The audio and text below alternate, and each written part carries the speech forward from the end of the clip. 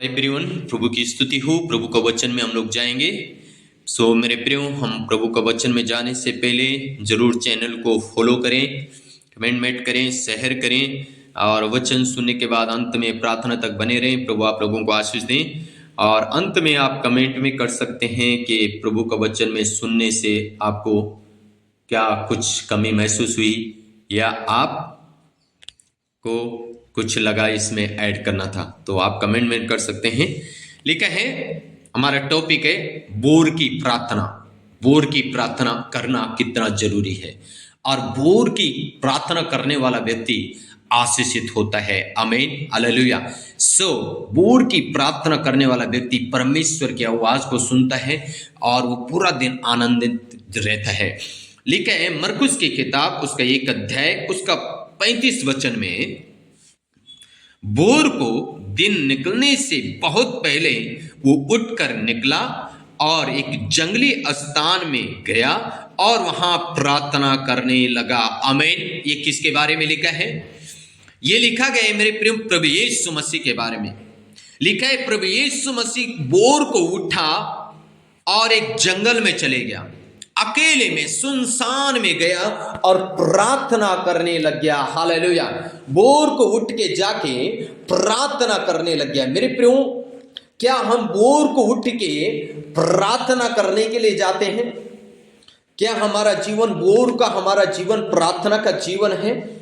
क्या बोर को हम प्रभु यीशु मसीह से ये सीख रहे हैं कि प्रभु यीशु मसीह चुपचाप से उठते थे और अकेले में जंगल में जाते थे और परमेश्वर से बातें करते थे? क्या हम बोर को उठ के हम अकेले में जाके परमेश्वर से बातें करते हैं जैसे यीशु मसीह जाते थे? और इसलिए यीशु मसीह पूरा दिन आनंदित रहते थे, पूरा दिन आनंद के साथ वो अपना दिन काटते थे और पूरा आनंदमय जीवन उनका होता था।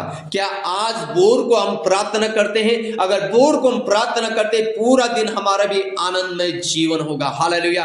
पूरा दिन हम भी आनंदित रहेंगे। और इसलिए अगर बोर को हम प्रार्थना करते हैं तो जरूरी है हम बोर को प्रार्थना करें। मेरे प्रियो, हम कई बार बोर को उठते, हम मोबाइल में घुस जाते, टीवी में घुस जाते, फेसबुक में, व्हाट्सएप में चले जाते, लेकिन परमेश्वर के सम्मुख नहीं जाते। जो परमेश्वर हमको रात को मीठी नींद देता है, बोर को हमें उठाता है, वो बोर को उठाने के बाद हमें अपने सम्मुख बुलाता है, लेकिन हम उसके सम्मुख नहीं जाते। हम जॉब में, बिजनेस में, ऑफिस में इधर उधर चले जाते हैं, लेकिन परमेश्वर के सम्मुख नहीं जाते। ये बड़ा गलती हम करते हैं मेरे प्रियो। इसलिए बोर को उठ के सबसे पहले हम प्रभु के शरण में जाए, जैसे यीशु मसीह गया। आमीन। अकेले में बोर की प्रार्थना है, अकेले में प्रार्थना करें। इसलिए भजन से 5 और उसका 3 पद में दाऊद कहता है, हे यहोवा, बोर को मेरी वाणी तुझे सुनाई देगी। आमीन। बोर को मेरी वाणी तुझे सुनाई देगी और मैं बोर को प्रार्थना करके तेरी बाट जाऊंगा। हालेलुया। इसलिए मेरे प्रियो, दाऊद कहता है, बोर को मेरी ये वाणी, ये शब्द प्रभु तू सुन ले और मैं तेरी प्रार्थना करके तेरी बाट जो रहा हूं। क्या पूरा दिन मुझे क्या करना है? पूरा दिन मुझे कैसे आगे बढ़ना है, कैसे मुझे कार्य करना है प्रभु? क्योंकि बोर को जब तू मेरी वाणी सुनेगा तब तू मुझे उत्तर देगा और पूरा दिन तू मुझे क्या करेगा? आनंदित करेगा। हालेलुया। इसलिए मेरे प्रियो, जरूरी है हम बोर को प्रभु के सम्मुख जाएं, परमेश्वर को अपनी वाणी सुनाएं, अपने शब्दों को सुनाएं और उत्तर प्राप्त करके आशीषित हो। क्योंकि बाइबल में लिखा है, जो बाढ़ जोते प्रार्थना में वो उकाब की नाई उड़ेंगे, वो थकेंगे नहीं, वो लजाएंगे नहीं, वो घबराएंगे नहीं। आमीन, हालेलुया। इसलिए जरूरी है मेरे प्रियो कि हम बोर को परमेश्वर के सम्मुख जाएं और उसकी बाट जो है प्रार्थना में, और आप एक दिन उकाब के नाय उड़ेंगे। उकाब आकाश में वो सबसे ऊपर उठता है, ऐसे हम सब मनुष्यों की से ऊपर परमेश्वर हमें खड़ा करेगा। क्योंकि उसने कहा, मैंने तुम्हें पूछ नहीं सर ठहराया है। हालेलुया।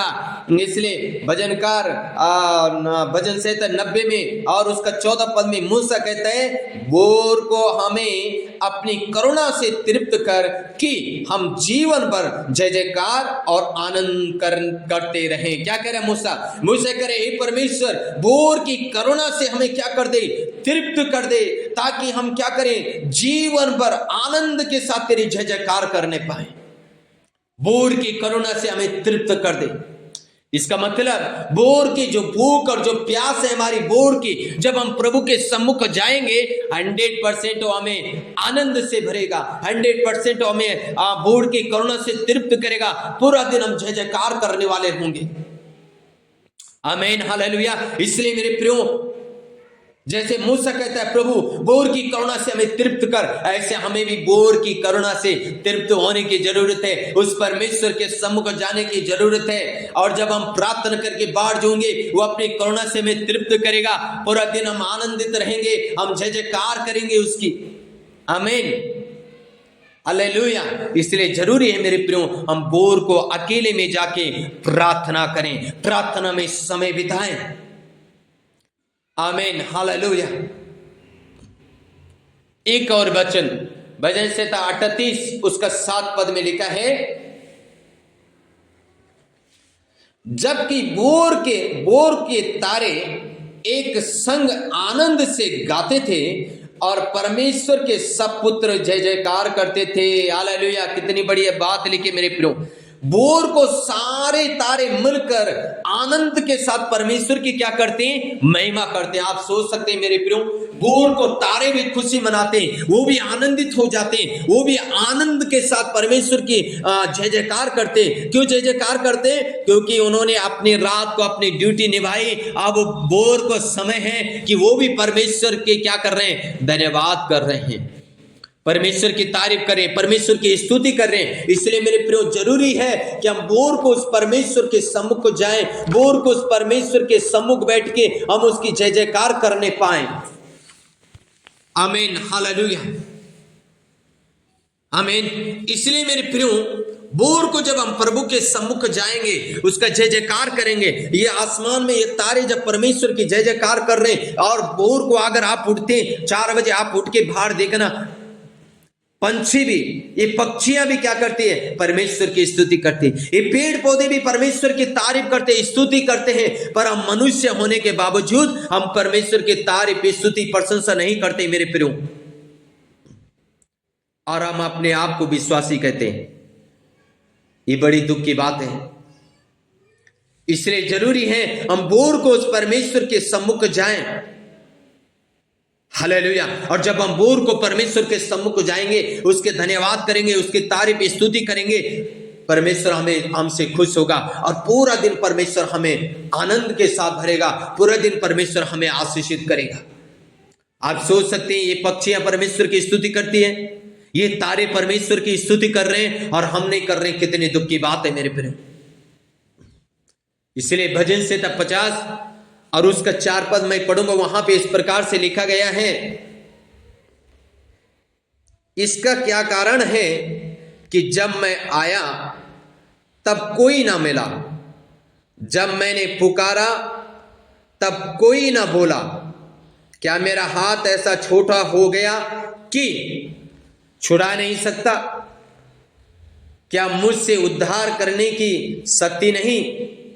देखो, मैं एक धमकी से समुद्र को सुखा देता हूं, मैं महानंद के रेगिस्तान बना देता हूं, उनकी मछलियां जल बिना मर जाती और बसती हैं। मैं आकाश को मानो शोक का काला कपड़ा पहनाता और टाट को उनका ओढ़ना बना देता हूं। परमेश्वर कह रहा है, क्या मेरा हाथ इतना छोटा है? इसका कारण क्या है? मैं आया और मुझे कोई मिला नहीं। परमेश्वर बोर को हमसे मिलना चाहता है, कोई मिला ही नहीं। परमेश्वर हमारा इंतजार करता है, मेरा बेटा उठेगा और मुझसे प्रार्थना करेगा, मुझसे बातें करेगा। लिखा इसका कारण, इसका क्या कारण है कि जब मैं आया तब कोई ना मिला। परमेश्वर आता है बोर को हमसे मिलने के लिए, क्योंकि परमेश्वर को मालूम है मेरा बेटा उठेगा और उठ के मेरा धन्यवाद करेगा, मेरी तारीफ करेगा। लेकिन हम तो परमेश्वर का तारीफ नहीं करते। हम तो दोस्तों को फेसबुक पे, व्हाट्सएप पे, ट्विटर पे, इंस्टाग्राम पे चले जाते, जॉब में चले जाते, ऑफिस में, बिजनेस में चले जाते, लेकिन उस परमेश्वर के सम्मुख नहीं जाते। और इंतजार कौन कर रहा? परमेश्वर हमारा बोर के समय हमारा इंतजार कर रहा है मेरे प्रिय। हालेलुया। जब मैंने पुकारा तब कोई ना बोला। परमेश्वर कह रहे हैं मैंने पुकारा बोर को, लेकिन किसी ने उत्तर नहीं दिया। क्या मेरा हाथ ऐसा छोटा हो गया कि मैं छुड़ा नहीं सकता? परमेश्वर कह रहा क्या मेरा हाथ इतना छोटा हो सके कि मैं तुझे बीमारी से, गरीबी से, रोग से, समस्याओं से छुड़ा ना सकूं? अरे तू मुझे बोर को पुकारेगा, बोर को मेरे सम्मुख आएगा, मैं तुझे छुड़ाऊंगा। बीमारी से, गरीबी से, रोग से, समस्याओं से मैं तुझे छुड़ाऊंगा। पर तू बोर को उठ के मेरे सम्मुख तो आ, मुझसे बातें तो कर, मेरे सम्मुख गिड़गिड़ा, मेरे साथ, मेरे सामने बैठ, मेरे सामने आंसू बहा। Hallelujah, hallelujah. परमेश्वर कह रहा क्या मेरा हाथ इतना छोटा हो सका कि मैं तुम्हें छुड़ा ना सकूं? क्या मेरे में उद्धार करने की शक्ति नहीं रही? परमेश्वर कह रहे हैं मैं उनकी धमकी को 1 सेकंड में मिट्टी में मिला दूंगा। मैं उनका समुद्रों को क्या कर दूंगा? सुखा डालूंगा। उनके समुद्र की मछलियां ऐसे मर जाएगी बिना पानी की। देखो कितनी बड़ी बात कह रहे हैं परमेश्वर। यानी हम परमेश्वर के सम्मुख जाएंगे, परमेश्वर सब कुछ करने में सामर्थ्य है। इसलिए पड़ती बोर को जैसे यीशु मसीह गया, मूसा गया, दाऊद गया, हम परमेश्वर के सम्मुख जाएं और 1 घंटा 2 घंटा प्रार्थना करें, वचन पढ़े और पूरा दिन आप आनंद का जीवन जिए। पूरा दिन आप आशीषित होंगे यीशु मसीह के सामर्थ्य नाम में। आमीन। रीगा लाबा हुडगना शालाबा लाबा। ओ प्रभु जी हम प्रार्थना करते आपका बेटा और बेटियों के लिए यीशु मसीह के नाम में। परमेश्वर हम प्रार्थना करते प्रभु, ओ जो अंधकार की शक्ति परमेश्वर तेरा बेटा बेटियों को, बोर को प्रभु तेरे सम्मुख आने से रोकते, वो सारे बंधन टूटे, वो सारे शराब टूटे, वो सारी शक्तियां नाश हो जाए। उन शक्तियों को हम घुड़कते, खंडन करते, फायर के साथ तोड़ते यीशु मसीह के नाम में। रीगा लाबा उडगनमा शबलाबा लाबा। प्रभु तूने कहा क्या मैंने पुकारा और किसी ने उत्तर नहीं दिया। ओ मैं आया पर कोई नहीं बोला। हाँ प्रभु तूने कहा है जब तू बोले तेरे बच्चे सुने, जब तू पुकारे तेरे बच्चे सुने। ओ प्रभु जब तू आए तेरे बच्चे तुझसे मिले, बातें करें, आशीषित हो, फलवंत हो और बढ़ते चले जाएं यीशु मसीह के सामर्थ्य नाम में। हर एक भाई बहनों को आशीष कर, अनुग्रह कर, पूरा परिवारों को उनका उद्धार दे यीशु मसीह के सामर्थ्य नाम से। आमीन, आमीन। सो के God bless you all. Prabhu Ashish they.